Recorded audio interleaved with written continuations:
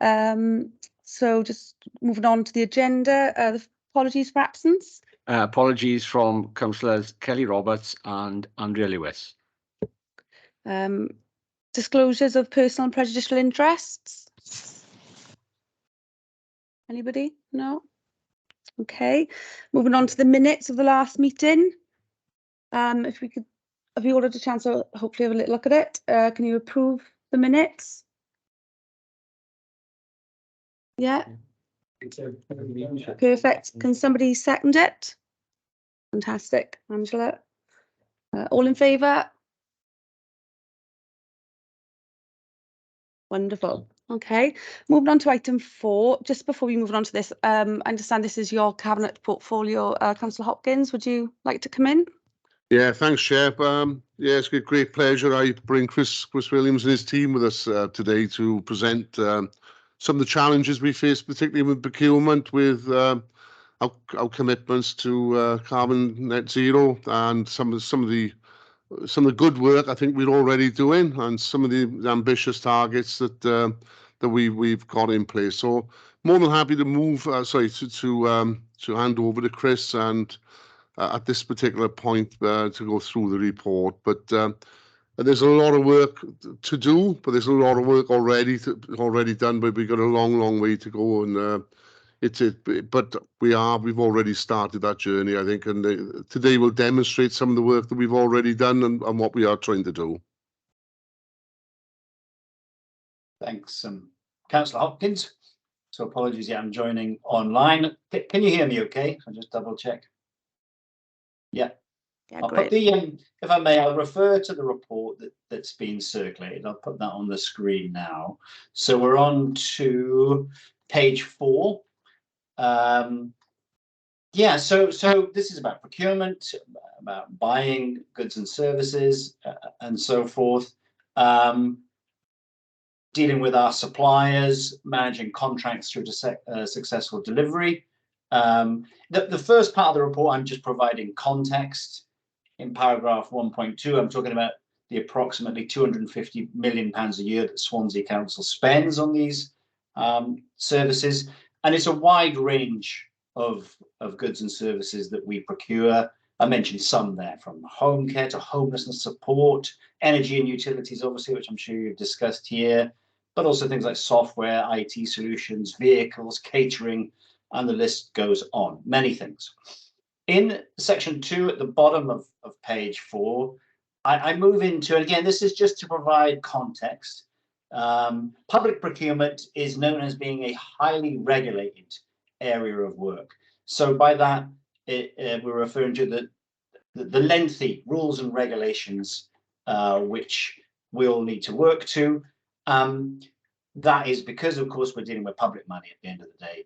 And there is a specific law, the UK Public Contract Regulations, which looms large in this. It's all about, in a nutshell, treating our partners, our suppliers, in terms of transparency and fairness in what we do, and making sure there's no bias in how we deal with the external marketplace. And if we were not to act in that way, then there would be potential consequences of that. So that's transparency. And then there's another thing in there around proportionality in what we ask our suppliers for. We must be reasonable and fair in what we do. In paragraph 2.2, I briefly mentioned, again, just for context, a lot is made of us leaving the European Union. At this stage, not a lot has changed, although it is being reviewed particularly by the UK government, but with active involvement of the Welsh government. One thing that's become clear is, whilst we've left the European Union, we have, in a sense, become a direct member of the World Trade Organization. And this, again, creates what is quite normal in the procurement world, is that above a certain threshold, we have to be open and transparent and publish openly our tenders in the marketplace. And there's a whole infrastructure, a whole system behind the scenes of how they're published openly. In Wales, it's It's branded Sell to Wales, and it's a sort of a portal that's funded by the Welsh government, and that links through something called Find a Tender service. So the whole infrastructure behind the scenes that goes on with procurement that we work through. And then at the council level in paragraph 2.3, I mention our own standing orders, our own rules of spend in the council constitution. Again, just to provide that link as to how this all fits together. And they're very much designed about making sure the money is spent properly and making sure there's a proper audit trail behind the scenes that we can justify the way in such funding is spent. In section 3, getting towards the bottom of page 5, I start then expanding on the type of work that's done in the background and making sure we do adhere to these contract procedure rules and that sort of transparency and equal treatment of suppliers, ensuring that value for money is achieved, ensuring that we reach and we approach the market in the correct way, that we plan our work in terms of work planning, so that we got the right resources in place. From my team side, in what's called the commercial services area, we're often working with other parts of the council, with different groups, to look at various issues. Social services have a sort of standing working group, which we're part of that, and we will intersect. We will work with all parts of the council to help where we can with these spending plans. We would be checking supply. We'll be working on the Sell to Wales portal. There'll be issues around in 3.10 negotiation with tenders, which is allowed under certain circumstances. And the list goes on. Now, I applied that list all the way through to 3.17, 3.18, just to show the background and perhaps almost the history of the work. And you'll see in paragraph something 3.15, where the council has made it a major objective to look at safeguarding in all that we do. So that's become a key policy and legal commitment in all our contracts as we insert and then ensure that our contractors have the correct safeguarding policies in place. Again, this is all provided by context in the sense of the net carbon zero agenda and working with our suppliers is part of this wider picture. And it's another core part. Councillor Hopkins has been very focused on this, and also ensuring local suppliers are considered in all that we do. And that's another strand of significant amount of work that we put in the terms of design of contracts and seeing how we approach the market. So all that is context so far, and then we move to the core item today, sustainability and net carbon zero agenda. First of all, I'd say there are multiple examples of this. What we're going to run through briefly are some examples of it. To put every single example in would be a quite enormous report, I think. But hopefully you'll be satisfied to know this is front and center. And what's interesting to me is this agenda, since the recognition of the climate change emergency, it is a serious, important, widely reflected on agenda, and is something that I think is committed to across the council at all levels in all parts of the council. So it is widely acknowledged that this trajectory, this goal is something that must be achieved. In 4.2, I start to break down how this is to be achieved, and I talk about two key ways that we're working on. I mean, clearly the first one is at the specification stage. If we're going to the market and we say we want an electric vehicle versus a diesel vehicle, that is a clear way of differentiating what we might want. So we're constantly looking at how we can improve what we ask for, with a view to specifying what's right for the circumstances. The second part of it, I talk about adding quality marks to assess companies and their carbon reduction activities. We've got an example of that, which we'll introduce a bit later in running through this presentation. But that's a more kind of evolving part of the agenda. So here we are saying, well, companies, you demonstrate to us why you are leading in this net carbon zero agenda. And if we like what you say and you meet our expectations, we're more likely to do business with you. And I said we'll come back to that throughout, but just to think about those two sort of pillars of activity and how we approach this trajectory, this development agenda to achieve net carbon zero. So 4.3, as I said, these are examples and samples of what's going on and what is going on to present to you today, some of which you'll know and perhaps some are new, but you'll have seen the electric vehicle charging infrastructure, which our highways department lead on, and then that clearly gets procured through the process of the council, and you'll see that has been expanded and delivered in Swansea. We talk about the installation of solar panels on schools, and that's perhaps the best example of the specification where we want that to be delivered, and that has being delivered for these partner schools, which are mentioned there. I mentioned there the More Homes Corporate Building Services project. That is a very large-scale, multi-million-pound project. I'm sure you're aware of that. In the report, in Appendix 1, I provide some further information. If I might, I'm just going to skip down to that, which I think begins on page 12 in your reports. I'm just going to skip down so we can highlight some of the information here. So this is provided by colleagues in corporate building services, and you can see, if you get a chance to read this, the level of detail, the level of analysis, the level of thinking that has gone into the building of new homes in Swansea.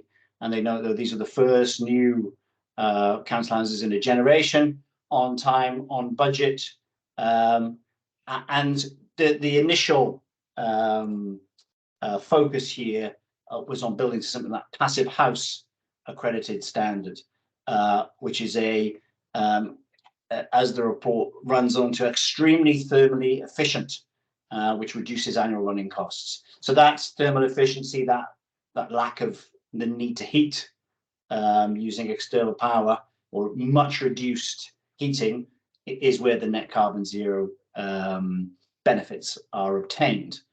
You know, and I'm sure this takes the classic home improvements of loft insulation to a whole other level of thermal efficiency, and lack of loss of heat and energy through this process.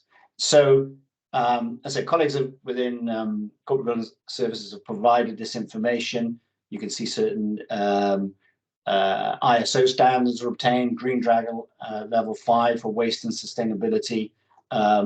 More information there on the journey they went through and the successes that were encountered. What I think is also interesting in this are the lessons learned. That, you know, in order to achieve this Passive House design function, it notes there that there was a 15% uplift, so 15% extra over traditional build costs. But the return obviously then is lower energy usage over time. But the other part of this was looking at how we might work with the external marketplace and some of the constraints that working to that particular standard might have. And it was noted that certain of the products needed to be sourced overseas. So as I get to the bottom of paragraph at the bottom of page 13, this dilemma is noted of meeting high energy efficiency, but also considering how to work in a local context and without having to effectively import and transport products from a distance into this part of the world. The program was developed, a Swansea standard was developed through that. So I've just moved on to the next page. So we're at top of page 14 in terms of outcomes. And this Swansea standard used the principles of Passive House, but then adapted them to working in the Swansea area. So there's that phase of learning and then that development. I think that is a very good, solid and interesting example the journey I think we'll all be working on, whatever part of the council, as we reach this net carbon zero goal. And in the report, the colleagues note that they have even been successful in providing further grant funding for the Welsh Government to develop this further. And there's a paragraph there. Locally used subcontractors, 85% of the work was sourced that way and within a 50-mile radius. So as this knowledge was developed, as this work expanded over time.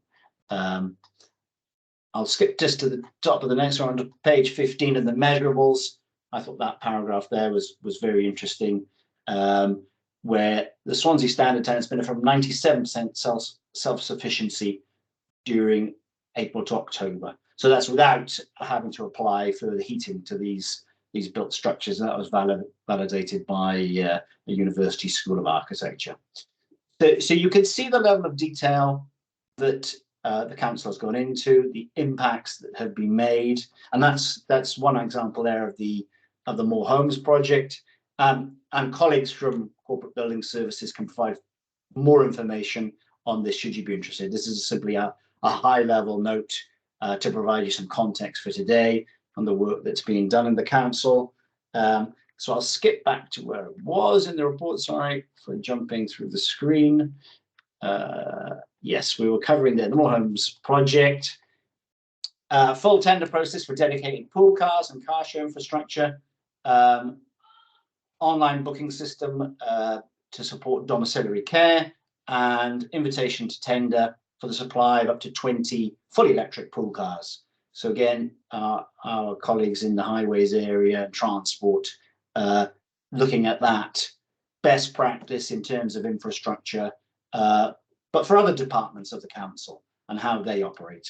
So multiple electric vehicle tenders have been conducted. We will talk about hybrid vehicles there. So when they are necessary, it's ensuring the highest standards in those also. And in that hybrid vehicles paragraph, we note we're getting down to the analysis of specific CO2 emissions per vehicle. So questioning suppliers, understanding the technical specification, and ensuring we get the best solution for the council. So this approach has even been applied to things like bus shelters, which you might not think was a particularly green product, but it just shows how broad this agenda is. And we talk about there, initial green living grass roofs will be implemented. The new supplier has only fairly recently taken over that contract, but you've got the classic use of LED bulbs, much better in terms of energy efficiency, and use of materials which are more sustainable in their design and usage. So it's not just the actual products themselves.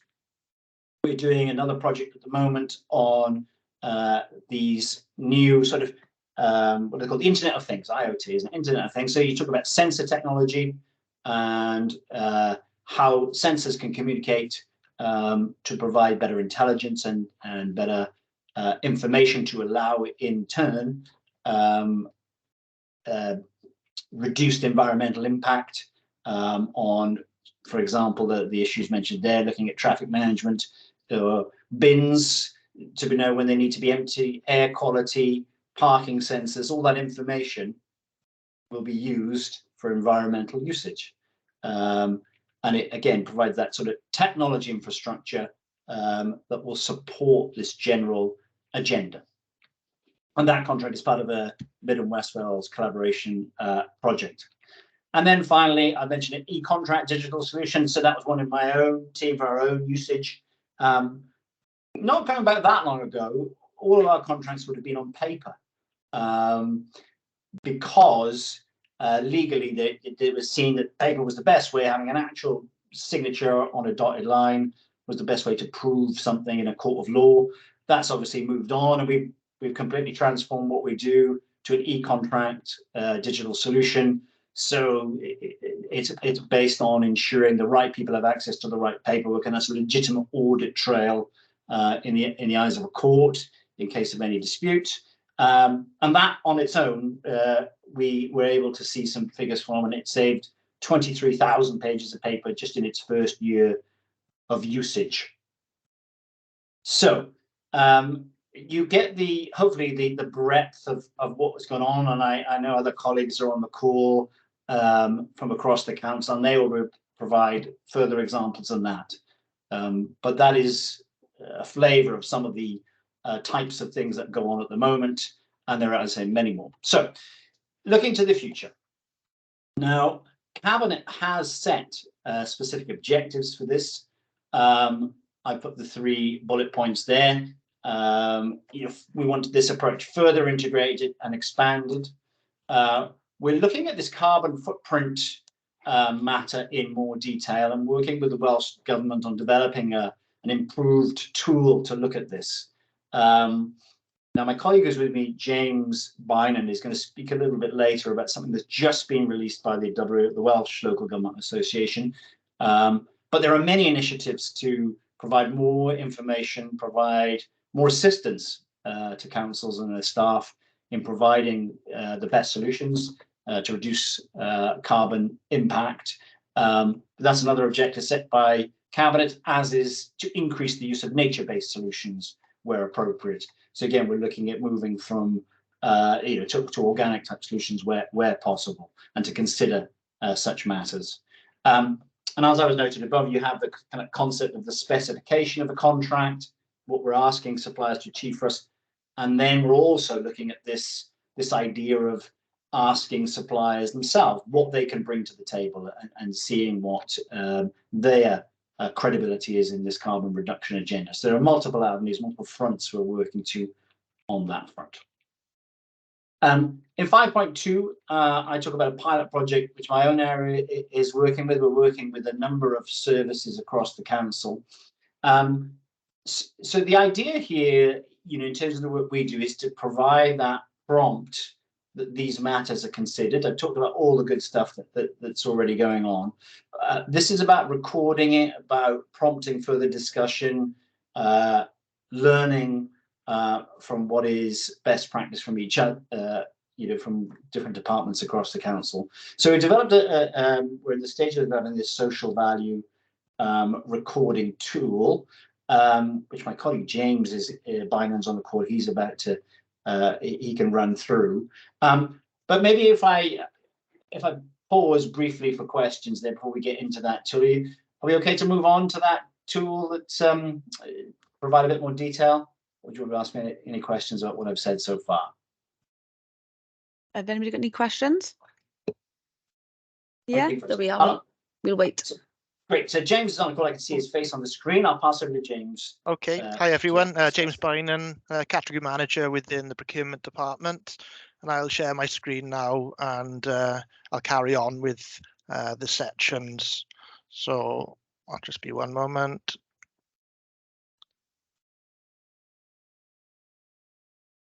So as Chris mentioned, what we're looking to do is section 5.2, we've developed a pilot program with a number of departments to kind of really ensure that Wellbeing of Future Generations Act is considered in all our tender program, and also then is the way that we can record it. So then if we're asked to report it or share it with people such as the Wellbeing of Future Generations Commissioner, there's an easy to use, very simple one-page sheet that we can share.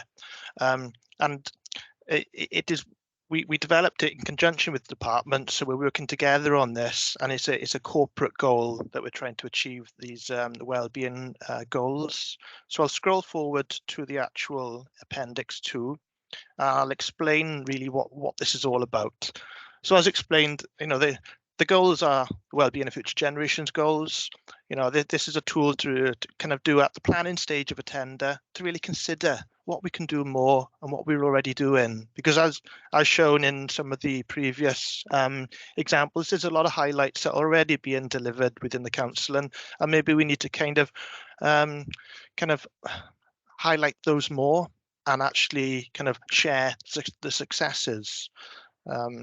So you should all be kind of aware of the well-being of future generations goals, and you'll see then that many of them are linked to this specific matter, which is carbon emissions and climate change. You'll see under the globally responsible Wales theme, there's a carbon emissions are reduced statement. But then you'll also see then that others such as safeguarding the environment, sustainable procurement is promoted. This is embedded in the corporate goals of the council. Any procurement for any goods and services, we really should be hitting a lot of these outcomes and goals. So generally, everything we do as a council, there should be somewhere there that we can actually highlight some of the successes that we're working on. So basically, the reason that this goals was included in this toolkit is just to give officers who are spending the money, who are actually coming to procurement saying, I need this, I need that. It's just a toolkit to kind of make them think about these things before actually going ahead and developing the specifications and buying products, services, goods. So the recording toolkit is a very simple one-page sheet that we're asking them to make considerations up front, what they have made for this project. Now at the planning stage, they may well have completed an integrated impact assessment, which really is a very thorough and comprehensive report assessing the impact of any change, maybe the impact on the environment, and what they're doing to mitigate that impact as well. If they've completed a report like that, they've already done a lot of the groundwork, and we're asking them to attach that document here, which evidences the work they're doing behind the scenes in sustainable considerations, environmental considerations. But there are other documents such as the environmental impact assessment, the preliminary ecological appraisal, and then the sustainable risk assessment. It's all about making sustainable choices and trying to kind of give officers a little bit of a steer as to what decisions they should be making and what thought processes should be making in terms of going ahead with buying anything. As Chris mentioned previously, one of the most straightforward ways of doing that is actually embedding that in your specification. So are you going and buying electric vehicles, for example? Are you putting sustainable materials in your choice of materials?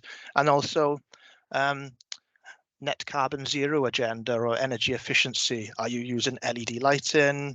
Are you looking at the carbon impact of what you're buying as well? Not just maybe the product, but the end of life. Maybe there's transport, logistic elements as well. So that really, you can see how that is tied to what this is all about, net carbon zero. But then also one of the considerations is around the procurement process. Are we splitting up to contracts to allow SMEs or local suppliers to bid for it? Is there community engagement and things like that? And then another section, as mentioned before, and included in some quality assessment, we are looking at carbon emissions in our quality assessment. So have any questions been included to meet the goals? Community benefits, real living wage, or environmental considerations, and they can be very specific for the tender. And again, if we have asked a question, what weighting have we put towards that? Really, is it a 10% weighting, which is the recommended standard, or are you asking questions, a number of questions which add up more? And then if no social value elements are included, there may be a reason for that. For example, if you're buying electric vehicles, what you're buying is very good for the environment anyway. So do you need to go any further? But it's just pushing the boundaries of what we're asking officers to think about when they're spending public money. And then there's lots of additional resources that officers can click on, get a little bit more information around that. Lots of toolkits. There's a specific guide for buying for social value.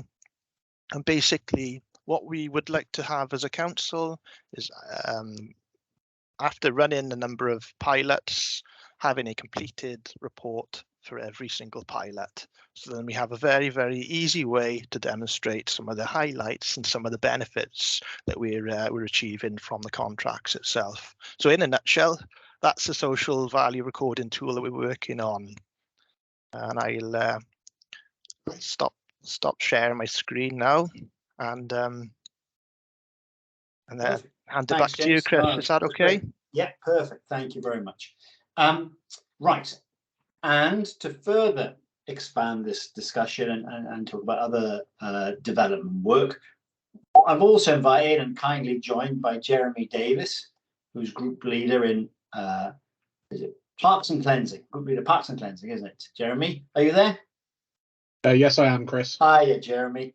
So Jeremy's got, I discovered, a strong background in this area from his experience of working in the sustainability agenda. But if I may pass over to you, Jeremy's going to talk about his work, which we're going to link to that social value recording tool, so we can, as James said, provide further information and keep track of all the benefits that are being integrated into contracts.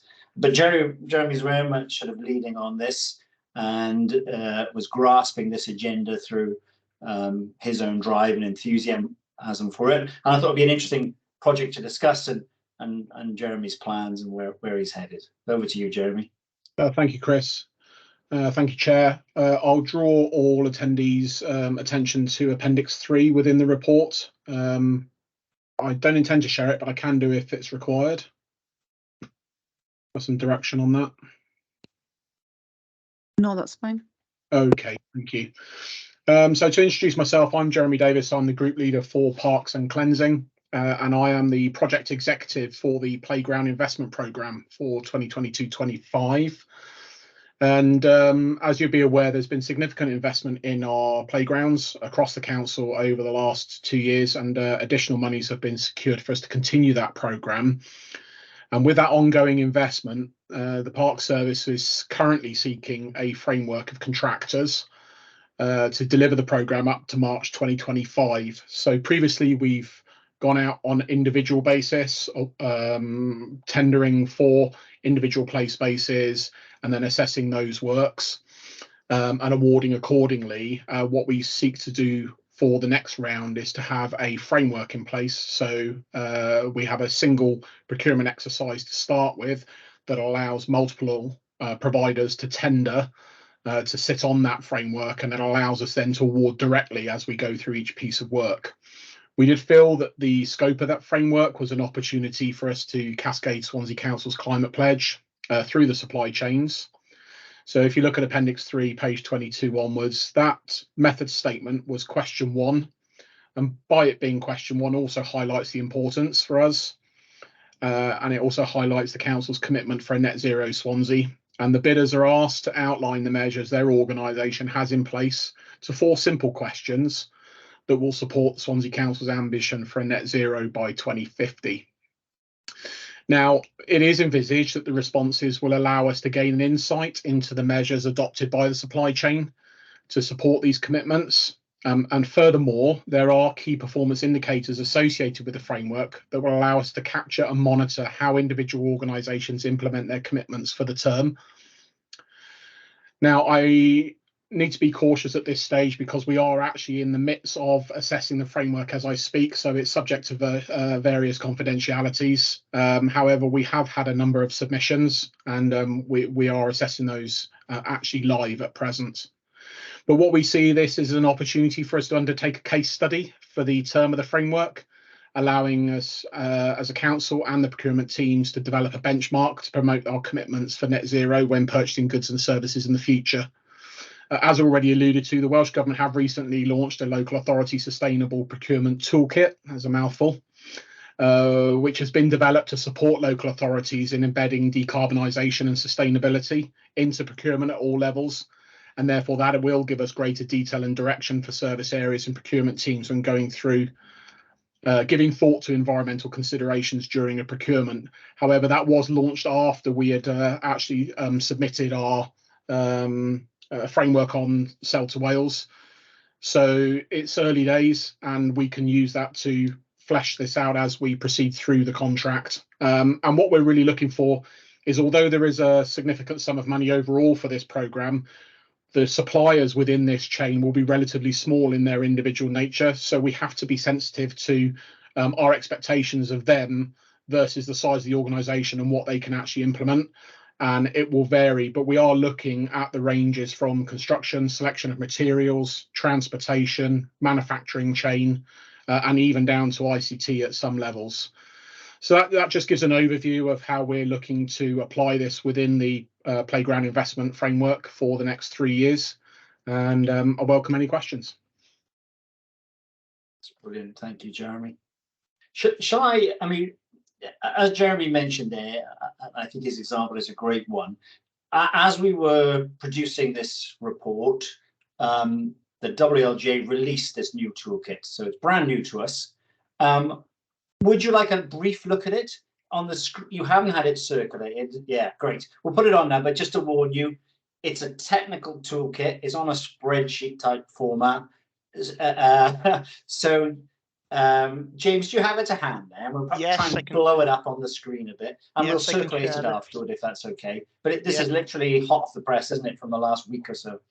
Permission to share with the group, Chair? Are you everyone happy if it's shared? It's a Welsh Government toolkit, so it's in circulation now and it's hot off the press. It came to us last week, so I'll get this up in front of you. Sorry, I just checked because it's not translated. It's not in the pack. We're not able to.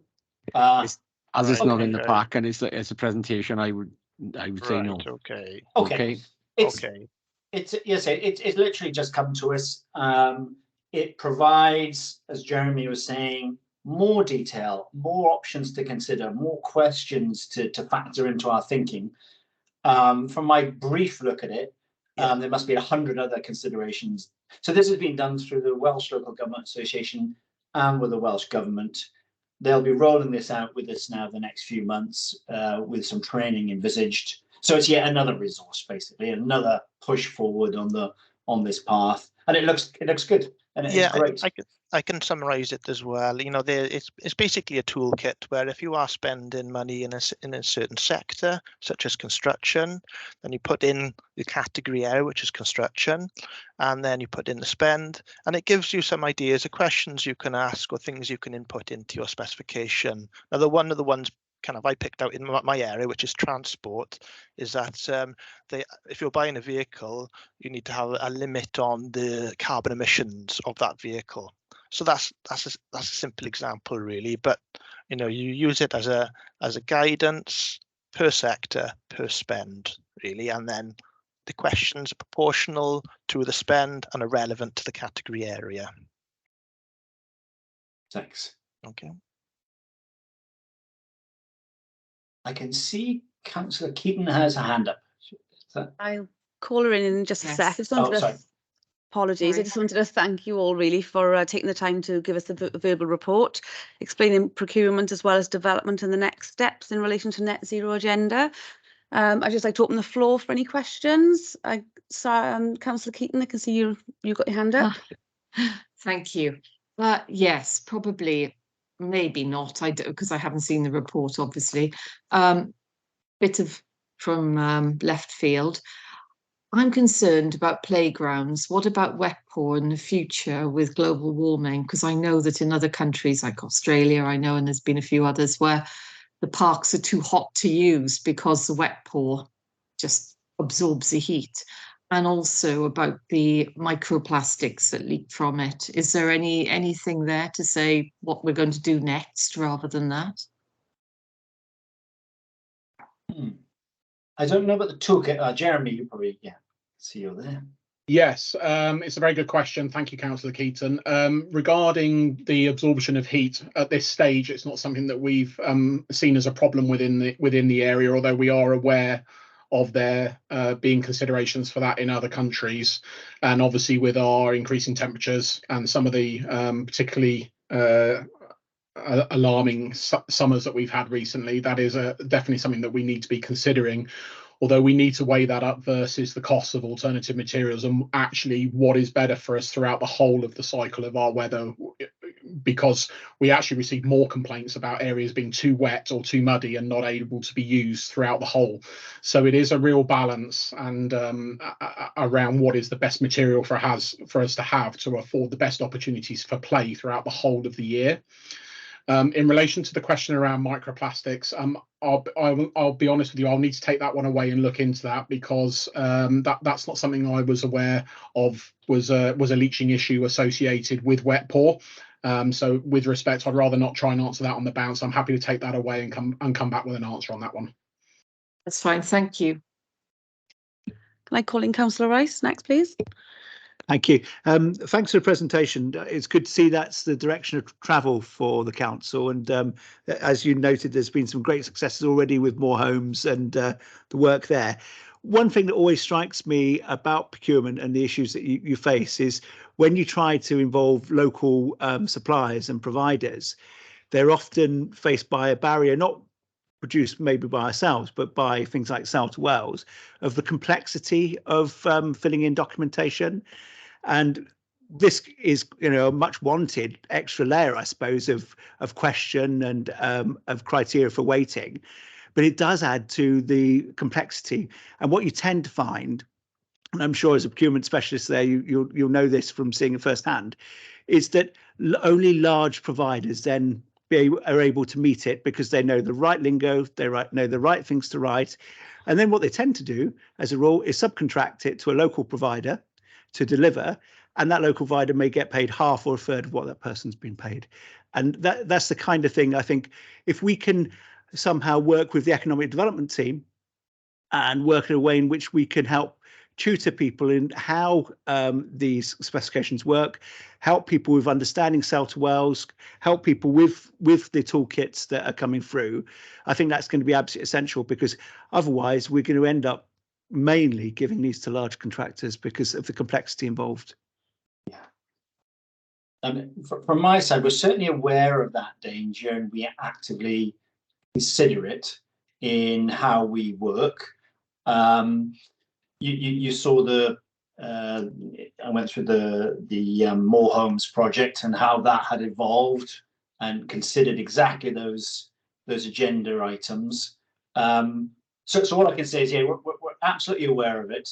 As James was mentioning, we're sort of about being proportional in what we do, and asking the right set of questions based on the sort of right size of contract and not overly complicating things. We do also work with Business Wales, and they provide tendering support and guidance to SMEs, and we do work with the economic development team on this front as well.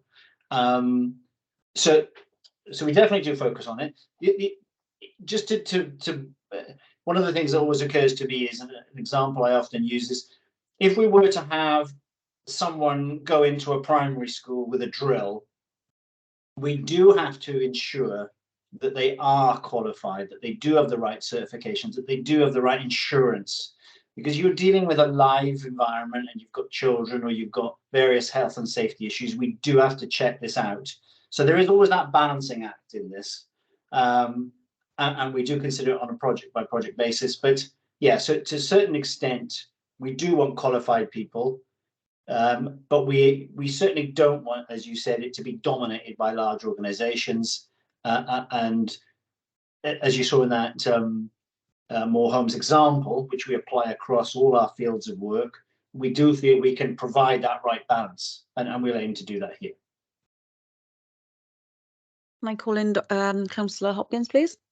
Yeah, thanks, Chair. As Chris will know, this is a point I'm very, very keen on trying to develop more and more local supply chain. I think it is right and proper where we can. I know that the procurement system is, as we've heard tonight, quite restricted, but where there are ways where we can develop that local supply chain, then we should. And I've already given a commitment to a scrutiny committee that we will do what we can. And I think before COVID, we had a series of meet the supplier events and that, and I at this particular time, I've got the resources to do so. But once you're in a position where we can, we certainly will.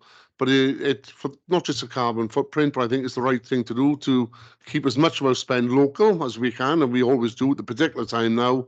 But I'm keen to develop that, Stuart, Councillor Rice. I'm very keen to see our local economy grow over a £250 million spend where we can. Obviously, subject to all the the constraints and the legal thing that we are tied up with procurement, but work with Welsh Government and Business Wales to see what we can do going forward is the right thing to do as well. Do anybody else have any questions or comments? If not, can I come in? Yeah.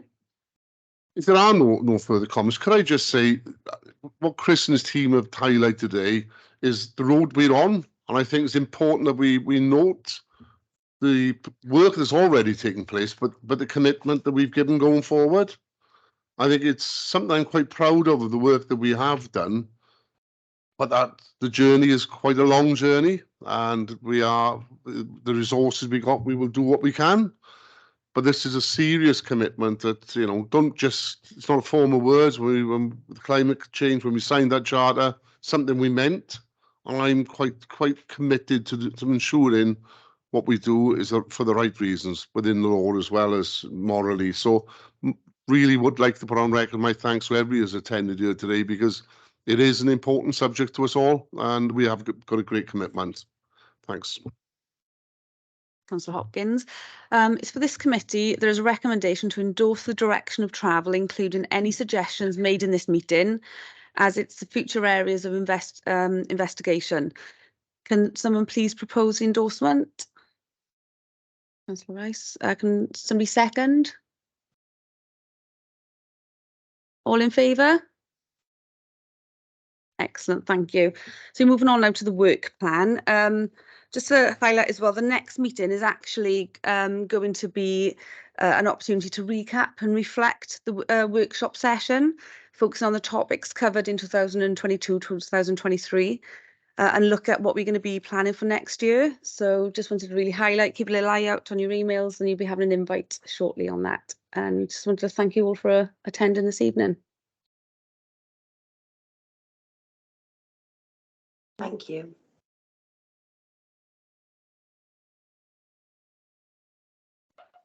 Thank you. Thanks.